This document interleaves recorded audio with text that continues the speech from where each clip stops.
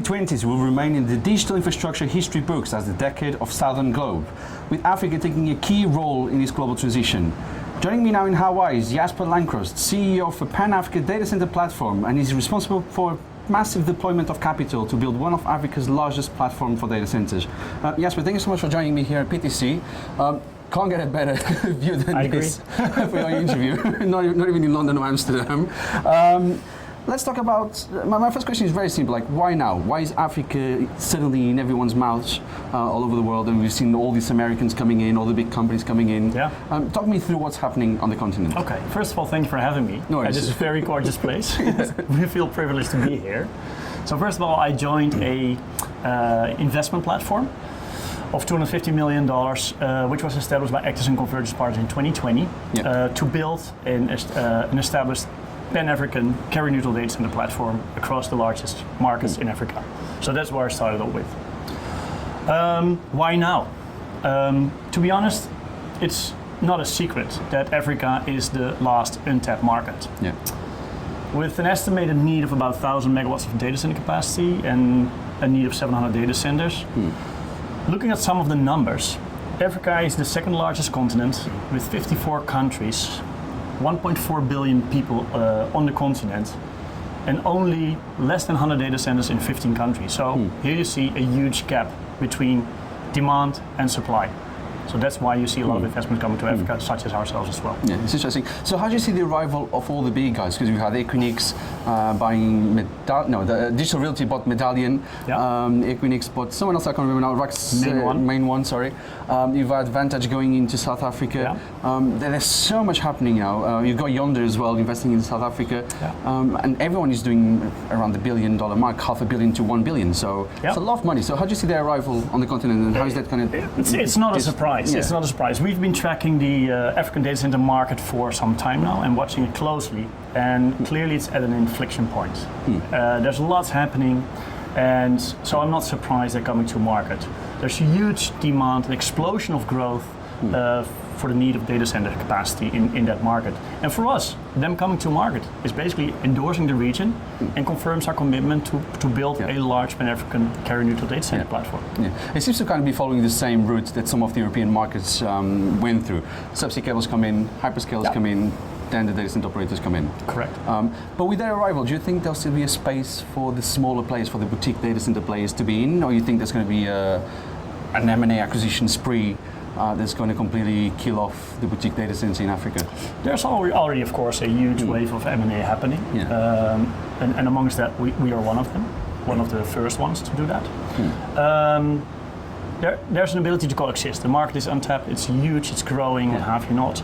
And what's important is that customers require a supply diversity, and I think that we can coexist because they have the international footprint. We have a local presence and regional presence, and the smaller local regional players have a better ability to execute and more flexible to work with those clients.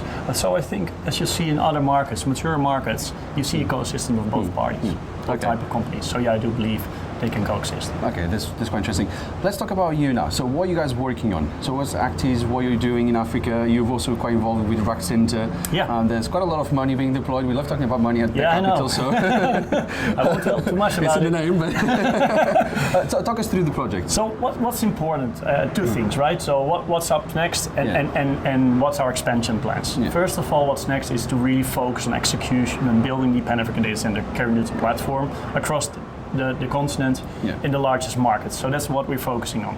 Then if you take a look at growth, since we bought the leading carrier-neutral data center in Nigeria, Lagos, Rack Center, to say so, in 2020, we've already doubled capacity towards 1.5 megawatt capacity, and in parallel, we've already started to develop 30 megawatts of a hyperscale-ready data center facility on the same campus in Lagos. So that's already where a lot of capital has been deployed. We've grown the ecosystem extensively to basically build on focusing the digital hub for Western Africa. Then we are planning an entry into Kenya. And in parallel to that, we're also pursuing different opportunities to buy or build in one of those markets that I just was referring to. Yeah, so that's kind of what I want to talk a bit more in detail if you can. You probably can't, you're already smiling, you're probably not going to do it. Future expansion beyond those markets. So where else in Africa are you looking at? Because we usually talk about Africa and people think Africa is one country. Africa is not one country. There's 54 countries in Africa. Yeah. There's at least 4 regions. We can even go into more niche detail, but there's at least 4 regions in Africa. Yeah. What's the plan? Because I mean, there's so many countries. There's over 1 billion people. True. It's going to be 2 or 3 billion people in the next, 40, 60, 80 years? Yeah. I mean, I'm going to shut up. I'm going to let you talk. Tell me where you're going. It's an interesting question. I think there's a distinction in Africa between the 4 regions you were talking about, north, east, west, and south, right?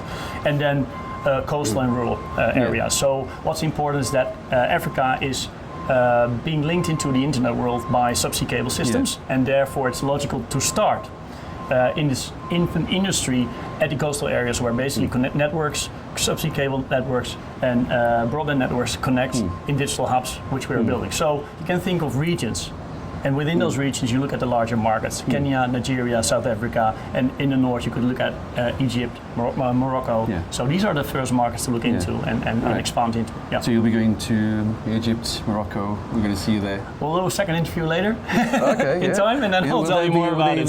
Organic, M&A, build. It's a buy and build strategy. Yeah. Okay. So we look in possibilities, and with our investors we also have opportunity to do greenfield on land positions they have in their portfolio. Interesting. Picking up on your background, I mean, you're a former global switch. What's the difference between running a business from Europe and in Europe to running a business in Africa? What are the differences, the challenges? What's the cultural shocks? How does it work? I think I'm not sure. I'm still learning, right? I joined the platform 6 months ago, but there's as many cultural differences in Europe as there are in Africa, right? Europe has 44 countries, Africa has 54 countries. I think a big difference between Europe and Africa is that Europe is a mature market. And I've been in the industry for 25 years, so I've already been in the data center sector pre the .com period, during the .com period, and after. So when we were building the internet before 2000, we basically laid the foundation for the expansion and growth we see today. All the cables were already put in Europe into the ground because of deregulation of the markets. We built a huge amount of data center capacity because we had a true belief in .com at that point in time. But then the bubble bursted, and all those assets sort of went away. Yeah. And that sort of was the next step into building the data center industry.